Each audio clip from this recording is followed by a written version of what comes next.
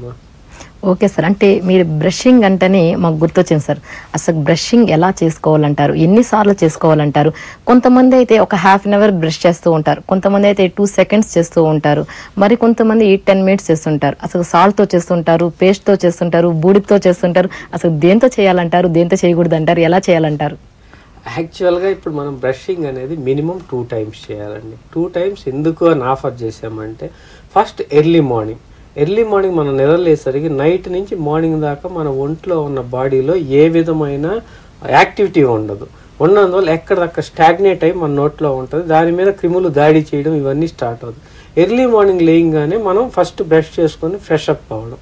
Fresh up అయిపోయాక ఆ brush చేసుకునే విధానం కూడా ఉంది. ఆ బ్రష్ చేసుకుని మినిమం 10 నుంచి 15 నిమిషాలు కాన్సన్ట్రేట్ చేయాలి. మనం అలా ఎవరితోనో మాట్లాడతా ఇలా తోమేసుకోవడం, లేదంటే కొంతమంది పేస్ట్ మొత్తం వేలు మీద పెట్టుకోవడం. ఈ బొగ్గు, ఉప్పు అనేది ఇట్స్ గుడ్, యాంటీ బ్యాక్టీరియలే కాదన్ను, కానీ ఉప్పులో ఉండే గరుకుదనం వల్ల మన చిగుళ్ళు దెబ్బతింటాయి. చిగుళ్ళకి ఎలా మంచో దానివల్ల అలానే హాని ఉంది. బొగ్గు అనేది ఏంటంటే పైన ఉన్న మనకు పాచిలాగా పట్టిన ఈ లేయర్ని రిమూవ్ చేయడానికే పనికి వస్తుంది. At the same time colour మార్పు, కింద చిగుళ్ళల్లో ప్రాబ్లం. వేప పొలలు నోట్లో పెట్టుకొని పల్లెల్లోకి వెళ్తే మనం నవ్వులుతూనే ఉంటాం. పొద్దున 10కి మొదలు పెడితే 12 దాకా కూడా అది అలానే ఉంటుంది. దానివల్ల ఏంది, వేపల వల్ల వేప రసం మంచిది ఒంటికి, యాంటీ బ్యాక్టీరియల్, కానీ వేప పుల్ల వచ్చి చేసే చిగుళ్ళకు వచ్చే హాని, ఇంజురీని మనం పట్టించుకోవడం లేదు. ఇవి బేసిక్గా. దీనివల్ల మనకు నార్మల్ బ్రషెస్ వచ్చాయి. బ్రష్ల్లో కూడా మనకు సాఫ్ట్, మీడియం, హార్డ్ అని 3 రకాల బ్రిజిల్స్ ఉంటాయి మధ్యలో. నార్మల్గా మీడియం బ్రష్లు వాడుకోవడం చాలా వరకు మంచిది. ఇంకా మీడియం బ్రష్లు కూడా మనం ఒత్తిడి ఎక్కువ పెట్టి చేస్తున్నాము అంటే మనం దానికి సాఫ్ట్ బ్రష్ తీసుకోవడం. సాఫ్ట్ బ్రష్ చూస్ చేసుకున్నప్పుడు ఒత్తిడి పెట్టినా మన దాని మీద ఒత్తిడి తగలదు. ప్రతి బ్రష్ 3 నెలలకు ఒకసారి మార్చుకోవాల్సి వస్తుంది. Minimum is 3 months. 3 months కన్నా ఎక్కువ వాడితే పై ఉన్న బ్రిజిల్స్ కొంచెం వంకర కానీ అరగడం కానీ జరుగుతుంది. ఒకసారి అరిగి వంకర అయితే వాటి ఫంక్షన్ పోయినట్టు. ఈ బ్రష్కి ఎందుకు ఈ బ్రిజిల్స్ ఉన్నాయంటే 2 పళ్ళకి మధ్యలో సందులు ఉంటాయి. ఆ సందు మధ్యలోకి పోయి క్లీన్ చేసే దానికోసమే మనకు మెయిన్ మనం ఉపయోగించే బ్రష్లు ఈరోజు. అపార్ట్ ఫ్రమ్ దట్ మీరు అయినట్టు పేస్ట్లు అన్నప్పుడు పేస్ట్లలో చాలా రకాలు వస్తుంటాయి.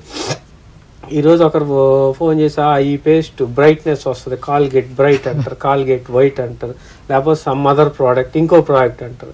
కానీ ఎక్కడైతే మనకు వైటేజ్మెంట్ వస్తుందో ఆ వైట్నెస్ పేస్ట్ మీరు చేతిలోకి తీసుకొని ఒక్కసారి ఇలా రబ్ చేసి చూసుకోండి, లోపల గరుకుదనం తగులుతుంది. గరుకుదనం అంటే వాటికి అబ్రెసివ్స్, అవి మనకు కనపడవు. వాటిని పెట్టి మనం తోముకున్నప్పుడు పైన ఉన్న దీనితో పాటు మన పింగాణి కూడా అరిగే ఛాన్స్ ఉంది. ఎనామిల్ పొర కూడా అరిగే ఛాన్సులు ఉన్నాయి. ఈ అరుగుదల అరిగే దానికోసం అది అరిగినప్పుడు ఆటోమేటిక్గా మన పళ్ళు ఉండే కలర్ కన్నా కొంచెం వైట్నెస్ వస్తుంది. ఇదే ఈ కంపెనీలు చేసే జిమ్మిక్కులు కానీ దానిలో వచ్చే ప్రాబ్లమ్స్ ఎవరు చెప్పరు. సెకండ్ థింగ్, చిన్నపిల్లలకి ఫ్లోరిడేషన్ పేస్ట్ అది ఎందుకు యూజ్ చేస్తారు? ఫ్లోరిడేటెడ్ అంటే ఈ పిప్పి మీద అది ఎదురుదాడి జరిగి ఆ పిప్పి ఉన్న ఏరియాలో ఆ ఫ్లోరైడ్ మనకు కనుక అప్లై చేస్తే ఈ ఫ్లోరైడ్ వచ్చి మనకు యాసిడ్కి ఎక్కువగా ఈ ఆర్గానిజమ్స్ రిలీజ్ చేసే యాసిడ్ వల్ల మనకు పిప్పి వస్తుంది. అది రాకుండా కాపాడేదానికి ఫ్లోరైడ్ బేస్ వచ్చేసి ఇది కాపాడుకుంటుంది. ఈ యాసిడ్ వల్ల పిప్పి అవ్వకుండా మనకు కాపాడే ఛాన్స్ ఉంది. Third one is calcium paste. Calcium మనకు ఎదుగుదల వచ్చేటప్పుడు, పన్ను ఫార్మేషన్ అయ్యేటప్పుడు ఈ కాల్షియం ఎలానో యాక్చువల్ మన విటమిన్ డి, కాల్షియం ఒంట్లో నుంచి వస్తేనే కరెక్ట్గా వస్తుంది. పేస్టల్లో వచ్చే చాలా తక్కువ. బట్ మనం అడ్వర్టైజ్మెంట్ పర్పస్కి కాల్షియం దీనివల్ల ఇది జరుగుద్ది అంటాం, కానీ దానివల్ల మనకి ఎక్స్టర్నల్గా కాల్షియం వల్ల వచ్చే ఉపయోగం అనేది అయితే ఏమీ ఉండదండి. ఎక్స్టర్నల్గా ఫ్లోరిడ్ పేస్టుల్లోనే మనకు ఉపయోగం ఉంటుంది. నార్మల్గా వాడేవాళ్ళు నార్మల్ పేస్ట్, పెద్ద వైట్నెస్, గరుకుదనం, అబ్రెసివ్స్ తక్కువ ఉన్న పేస్టులు చూస్ చేసుకోవడం. అలానే 40 ఏళ్ళు దాటిన తర్వాత మనకు డీసెన్సిటైజింగ్ పేస్టులు అంటే జివ్వను లాగకుండా మన ఎనామిల్ పొర అరిగి ఎప్పుడైతే డెంటిన్ పొర బయటకు వస్తుందో తీపు తిన్నా, వేడిగా, చల్లగా, తీయగా ఈ చల్లటి గాలి తగిలినా కూడా జివ్వను లాగుతూ ఉంటుంది. అది ఎందుకు లాగుతుంది అంటే ఆ ఎక్స్పోజ్ అయిపోయి ఉంటాయి టిబ్యూల్స్. వాటిని బ్లాక్ చేయాలనుకున్నప్పుడు మనకి ఇప్పుడు వచ్చున్నాయి థర్మోసీల్ అని, ఇంకోటని, ఈ డీసెన్సిటైజింగ్ పేస్ట్.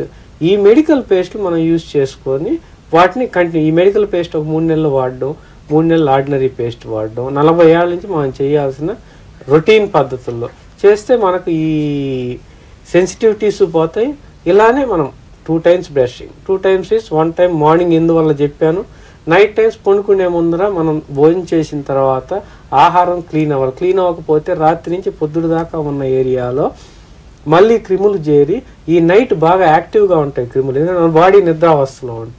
ఈ టైంలో మార్నింగ్ వచ్చేసరికి మీకు చిన్న పిప్పి స్టార్ట్ అవుద్ది. మొదటిసారి అది స్టార్ట్ అయినాక మనం చేయగలిగింది ఏమంటుంది, మనం నెగ్లిజెన్స్ వదిలేస్తాం ఏంది అదని. దానిపైన చేసుకుంటా వెళ్ళి కొన్ని రోజులు పెద్ద పిప్పిలాగా తయారయ్యి ఇంకా ఒకసారి స్పాయిల్ అయిపోయిన తర్వాత మేము ఎనామిల్ని తీసుకొచ్చి వెనక్కి పెట్టలేము, పోయిన డెంటిన్ని తీసుకొచ్చి వెనక్కి పెట్టలేము. కాకపోతే వాటి రూపంలో ఉండే వేరే టైప్ ఆఫ్ మెటీరియల్స్తో వాటిని కవర్ చేయగలము. మన ఒరిజినాలిటీ మనం తేలేము. చిన్న ప్రికాషన్స్, 2 సార్లు బ్రష్ చేసుకోవడం, సంవత్సరం కోసం దంతవైద్యం సంపాదించడం, చిన్న ప్రికాషన్స్ మీకు జీవితంలో దంతాలకు సంబంధించిన ఒక ఏరియాకి సంబంధించిన విభాగంలో ఉన్న దంత సమస్యలు అనేవి మీకు ఇంకా రాకుండా చేసుకుంటే ఈ చిన్న జాగ్రత్త చాలు. ఓకే సార్, ఈ కార్యక్రమంలో ఒక చిన్న విరామం తీసుకుందాం సార్. కిమ్స్ హాస్పిటల్ సికింద్రాబాద్ వారు సమర్పించే జీవన రేఖ కార్యక్రమంలో ఒక చిన్న విరామం.